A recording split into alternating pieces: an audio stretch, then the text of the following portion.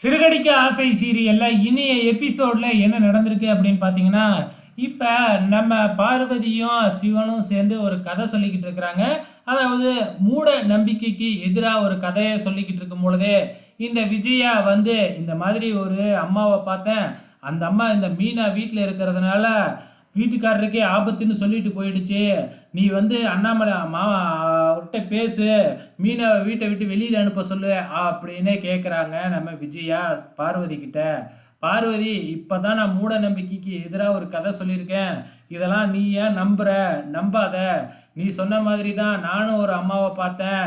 உன் புள்ள, பேரன் எல்லாம் வந்து உன் கூட சேர்ந்து வாழணும் அப்படின்னா, நீ இந்த மாதிரி பூஜையெல்லாம் பண்ணணும்னு சொன்னாங்க.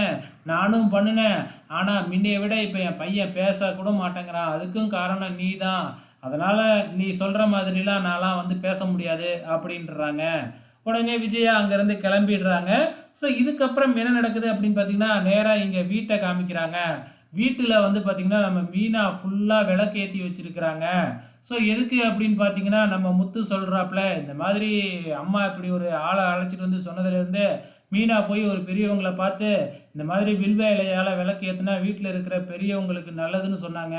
அதனால தான் மீனா இப்படி விளக்கேத்திக்கிட்டு இருக்கா அப்படின்னு சொல்லிக்கிட்டு இருக்கும் பொழுதே, விஜயா அங்க வந்து தாம் தூம்னு மறுபடியும் அந்த சாமியாரை பார்த்தேன். அந்த சாமியார் சொல்றது எல்லாமே பலிக்குதான் அப்படின்னு சொல்லி விஜயா தகராறு பண்றாங்க. ஸோ மீனாவை வீட்டை விட்டு வெளியில அனுப்புனா, மீனா கூடவே சேர்ந்து நானும் போயிடுவேன். வா மீனா, நம்ம உங்க வீட்டுக்கே போயிடலாம் அப்படின்னு முத்து, அண்ணாமலை இவங்க எல்லாருமே சொல்லவும், அதுக்கப்புறம் என்ன, விஜயாவால எதுவுமே பண்ண முடியல.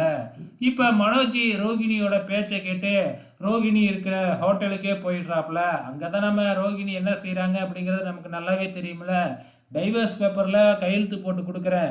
ஆனா கையெழுத்து போட்டு கொடுத்ததுக்கப்புறம் நான் இந்த தூக்குல தொங்கிடுவேன் அப்படின்னு மனோஜை மிரட்ட, இப்ப நான் என்னதான் செய்யணும் அப்படின்னு மனோஜ் கேட்க, அப்படின்னா இந்த பத்திரத்துல கையெழுத்து போடு அப்படின்னு கொடுக்குறாங்க.